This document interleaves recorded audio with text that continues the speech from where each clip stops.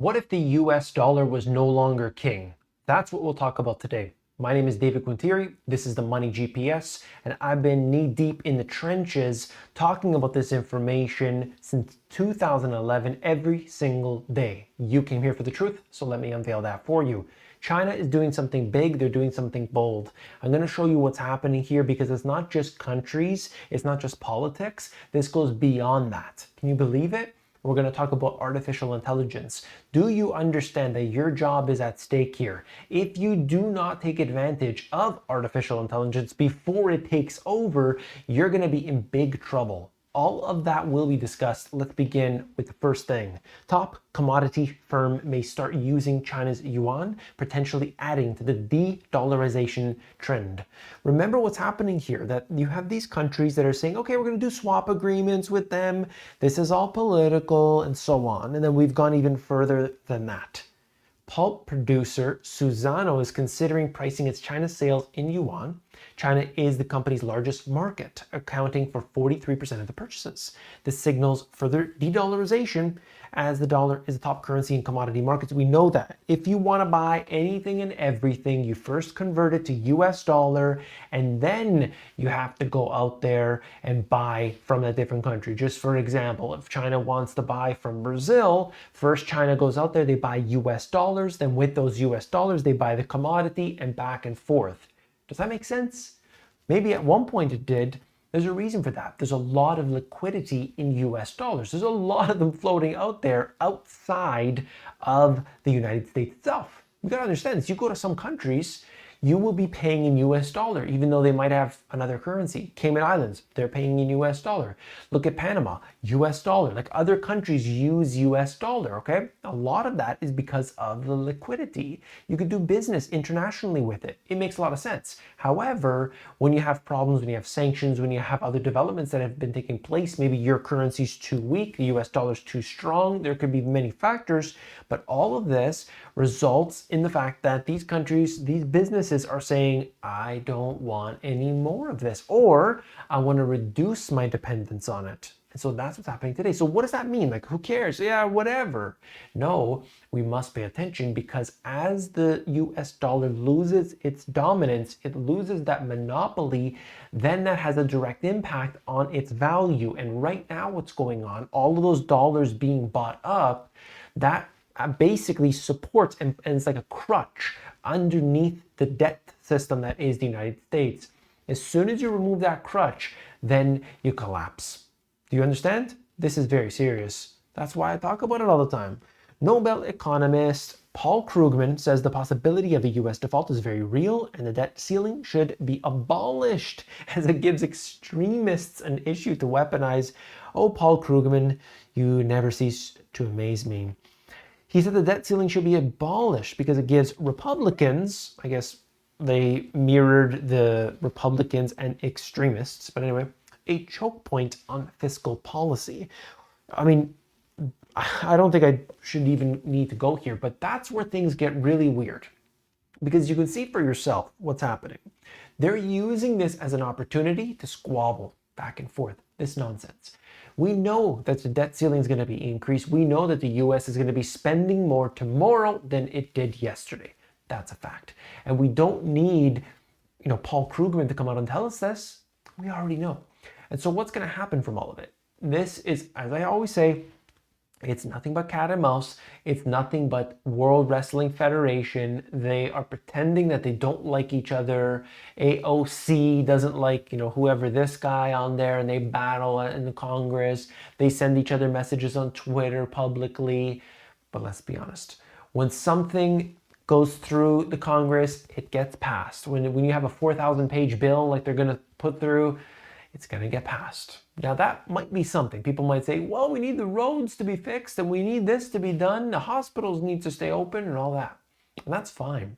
But what happens here is that there's a lot of special interests that have forced their way in through these, the politicians are like pass-through entities. The politicians are like an LLC where you can basically pay enough money, get them to pass the laws that you want, and you don't do that through like naming, this is the Big Pharma Act. This is the Monsanto Act. No, they don't do that.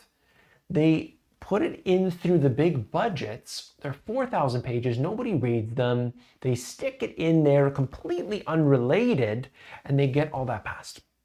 So if you want to know what this is all about, you came here for the truth. Here we go. Debt debacle laid bare. US owes a whopping $7 trillion to foreigners. Now that's where things get real messy. Okay?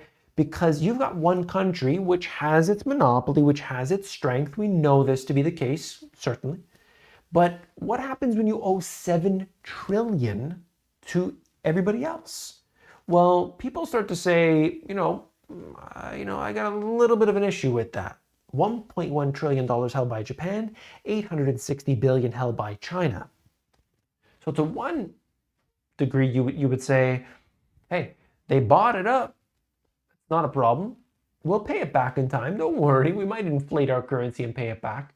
But at the same time, when you just think about you as an individual, if you went out there to a loan shark and you said, I need 10 grand, I got to do this right now. I need 10 grand. Well, you might owe him, but he owns you. You get the difference? And that's what's going on with the United States.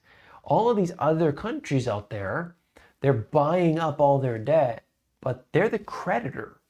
And that presents itself with a huge issue down the road. Higher worker pay may foil Fed pause in inflation fight. Employees seek higher wages to cope with inflation, but more pay also feeds inflation. True in a sense, but let's not point to the trillions upon trillions of dollars that were printed up as the actual result of inflation. No, people are saying, hey, all that money was printed. They don't know this.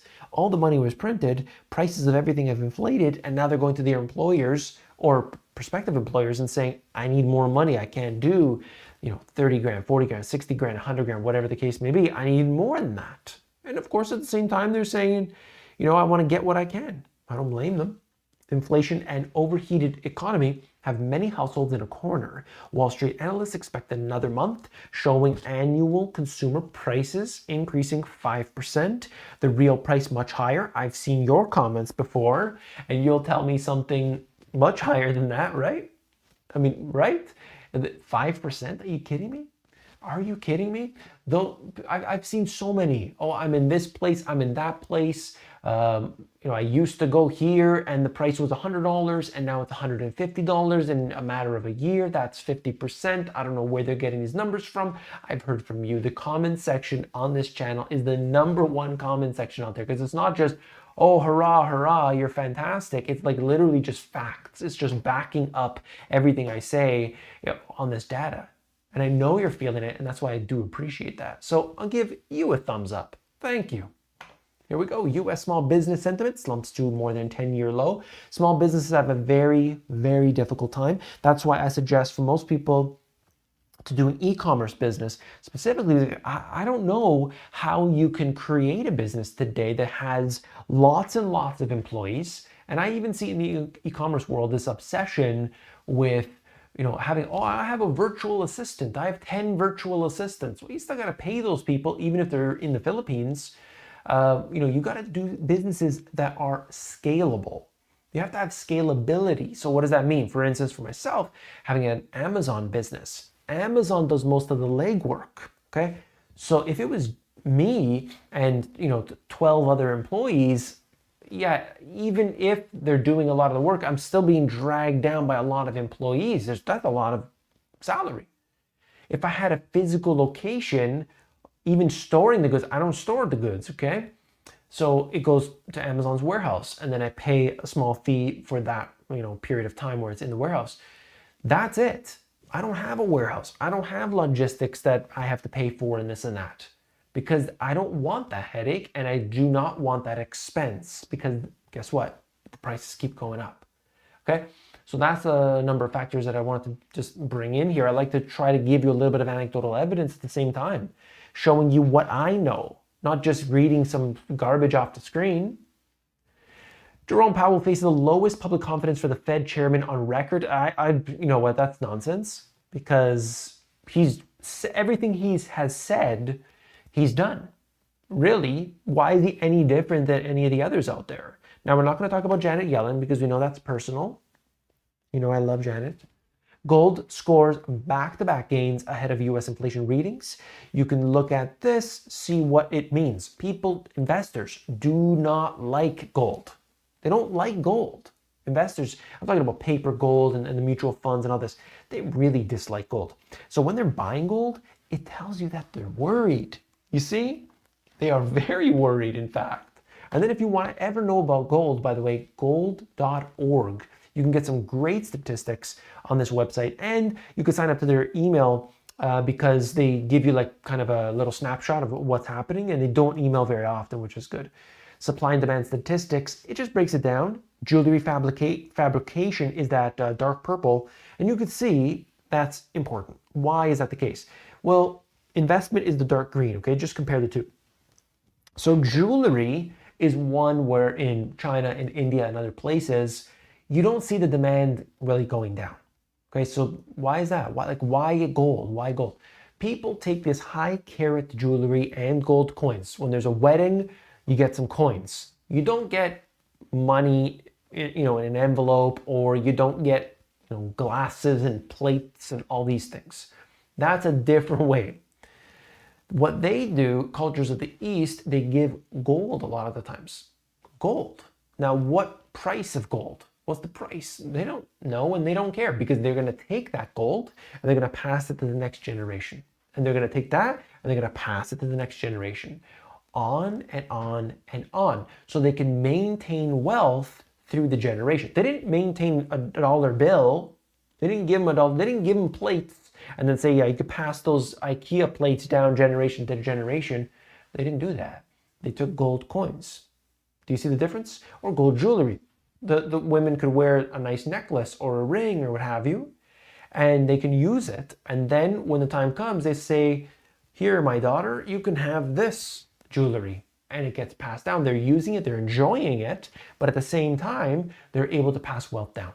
Do you see the difference, sir? Very big difference, okay? This is a huge difference, in fact. So I want to just take that time to really understand for you to understand what this means. Okay, the dollar itself is devaluing at a rate that you're never going to be able to see because you're comparing dollars to euros, dollars to yen, and so on. But it's dollars against real goods, and that's what's really important. So take the time to understand the pillars of prosperity. Pillars of prosperity will explain to you everything. So I'll put that up on the screen right here, Pillars of Prosperity, or just check out Pillars of Prosperity, the Money GPS, because I explain what you need to know. I'll see you there. Take care.